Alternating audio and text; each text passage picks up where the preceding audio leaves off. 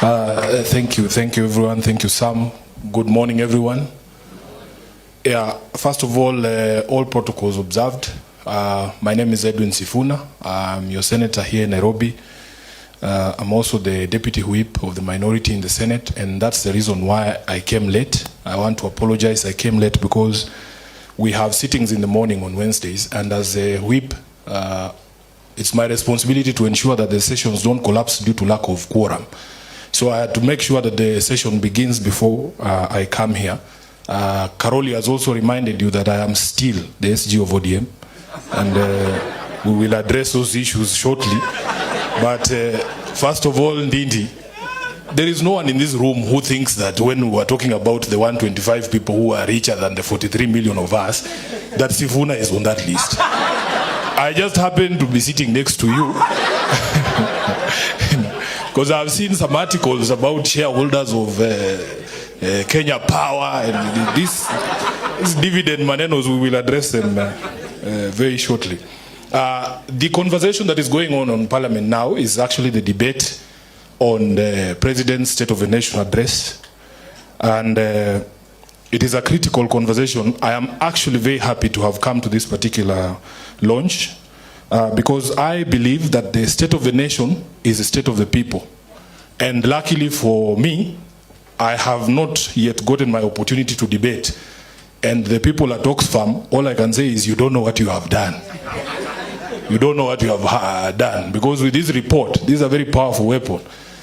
All I usually tell people is just hand me the bat. I will swing that bat. Because the statistics that we are seeing here are grim statistics. When you look at Article 132 on what the president is expected to do in the state of the nation, he's supposed to tell us all the measures taken and the progress that has been achieved by his government in realizing the values in Article 10 that Karoli Omondi has spoken about. And if you look at those articles, in fact, human dignity, equity, social justice, and equality are some of those, that he's supposed to tell us what he has done in the past 3 years to realize this. Unfortunately for me, when I see this report, I can actually state without fear of contradiction that this report is what should have been presented in Parliament as a state of the nation, not the other one that was read there. And my key takeaways, as my colleagues have also said, one Ndindi and another 124 people, richer than 43 million of us, 40%, 46% of the Kenyans living in extreme poverty, 70% facing hunger, that Kenya's wealth is not missing, it's actually being siphoned by the people in power. And that Nairobi, the capital, the people that I lead, is the most unequal county in Kenya. And if you just look at, for instance, the question of education that he has spoken about, 70% of the school-going children in Nairobi actually are in formal schools. And the inequality that results from that is that, first of all, the Ministry of Education does not recognize those institutions as schools. So they don't get any support from the government. They are called upbed schools. Now, we have had a conversation with the Member of Parliament for Mathare, and he has sponsored a bill to amend the Education Act in order that these schools are recognized by national government. Because some of the criteria there for registration of a school does not make sense in Nairobi. If you ask somebody for 4 acres of land in Mathare to register a school, where are you getting 4 acres of land in Mathare? And I'm happy to say that because the bill has to come to the Senate, I am also going to co-sponsor that bill in the Senate to make sure we recognize this school and get them the support they need. Secondly, we have a school feeding program here in Nairobi. It gobbles up almost 1 billion shillings of what Nairobi gets in terms of its equitable share. But because it is only implemented in the primary schools that are registered, it means we are only using that money to feed 30% of the school-going kids. We have had a conversation with the governor of Nairobi from the time he was elected. In fact, it was a campaign promise that this school feeding program has to be extended to the upbed schools, because those kids also deserve that meal. And it is our taxes, it is our our allocation as Nairobi, it is very unfair that we use 1 billion annually to only feed 30% of our kids. So there are conversations going. When he comes to the Senate, he gives us stories about how he's going to introduce a program where at lunchtime, the kids from the informal schools are allowed to go into the public schools and have lunch there. But it is yet to be implemented. Then lastly, on education, we have been very saddened. By the way, Ndindi has spoken about it, that starting January, the free day secondary education that was introduced by Kibaki is going to be thrown under the bus by the so-called Kenya Kwanza administration. And for me, I've been more than clear. There's nothing called broad-based government. The government in power today is a Kenya Kwanza government. Even if Sifuna is appointed to that government, I am going to serve Ruto and his government and implement policies. You don't see those people implementing ODM policies. See, we promised that we would be giving you 6,000 every month if we got into power. Have you seen that money? So it is not the ODM manifesto. That is the Kenya Kwanza manifesto they're implementing. So for me, the conversations this morning are very important, because if you see the data and the statistics, we have also spoken about the taxation, that the labor income is taxed more than the capital income, and that the government is so lazy in terms of growing the number of people who can be taxed, but they decided that they are going to tax the ones that are already on the in the formal sector to death. You know, you can decide you have one cow that you milk until blood starts coming out, or get 2 cows and milk 5 liters each per day.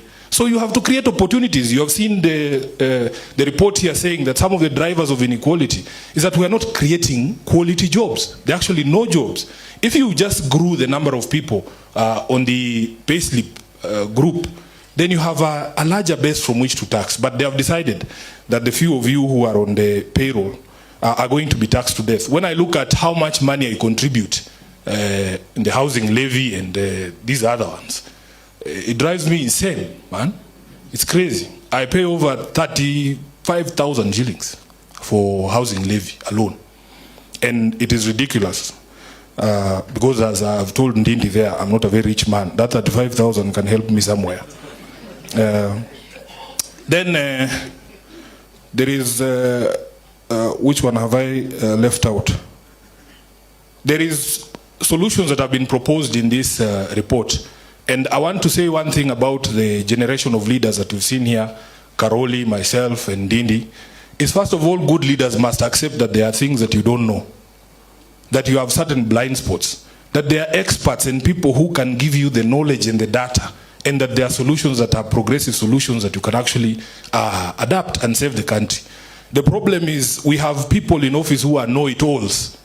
He knows everything. He's farmer number 1, doctor number 1. He is the one who knows. He says his aggregate smarts is more than all the previous presidents combined. Who told you? We should be seeing a difference in our country if we have the most brilliant government in power today. But that is the direct opposite. Now, for me, you know, my friends here, they will, I don't know how I can say it. We are past the stage, PS, where you can tell us that your government is going to go and sit down and review this report. The Constitution prescribes wanted in order for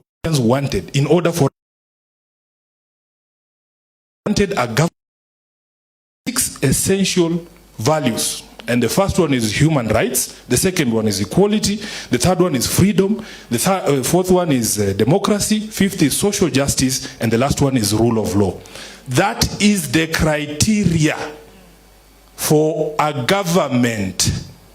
Not stadiums, not markets, not dual carriageways, none of those. So if your government does not fit in these 6 criteria, you have no business being in government. This is why, Sifuna, I am very confident in saying, your time is up, Bwana PS. Your time is up. We want to come together and form a government based on those 6 essential values. Everything else you do must be within the bounds of these 6 essential values. So mimi siongeangi mambo mingi, mimi wanasema tu kama hatuna hii serikali, then there is nothing else. Let me just finish by addressing my brother Karoli on this question of the Political Parties Act. First of all, it's not 11 billion, it's 12 billion. We want 12 billion from the exchequer.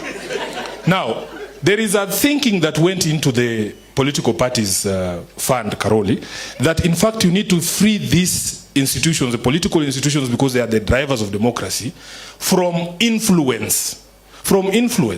And the influence of money in politics is known to cause those inequalities that you have spoken about. If you insulate political parties from government interference, from external influence, because even if you look at the act, you are not allowed as a political party to receive money from foreign sources.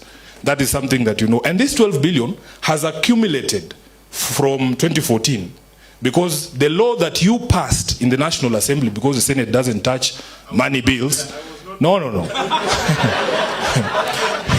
You passed a bill that requires that 0.3% of the revenue is set aside for political parties. Now, there is nothing wrong. If you feel that political parties don't deserve that money, just amend the law. But for as long as the law is there, you have to comply with the law. And we are within our rights to insist on something that is legal. So what happens is, right now, the people in power successively, because unfortunately ODM has not been able to form government, the people in power use this money as a tool to cripple political parties. Cripple political activity. And you have spoken about, even you might have good candidates, people who want to run for parliament, for the Senate, or as MCAs, but they are crippled because our politics is very expensive. I will tell you, in the last election, because of support from some of our friends, we were able to support women who are running in single constituencies, because that is where the problem is. In the Senate, we have almost achieved the 2/3 gender rule. I think we are less by 1. In the National Assembly, there's a problem. And the only way to do that is to get these brilliant women in the constituencies and remove the hurdles to why they don't run for office. You use the money from the taxpayer to uplift these people. You give them the nomination fees, you give them the application fees, you give them money to campaign. Karoli, if I look at my records, I send you money from ODM for the 2027 election. My records are there. We supported all our candidates, including Sifuna. I received money from you as taxpayers to campaign. That is how you feel these inequalities even in politics. So the figure might appear large, it is big, but yes, there was a reasoning behind putting this money in the political parties so that they are free from all these things. So finally, I want to urge all of us, we fall back to our constitution. Let us make sure that when the next general election comes, we elect people who actually believe in these values. Let nobody sell you any other stories. Those other things, I am sure that a person who believes in human dignity will still build houses. Yeah. But you can't build houses on top of bodies of people you've killed. That is not acceptable. So let's frame the conversation in Irungu. Let's frame the conversation. A good person will do good things.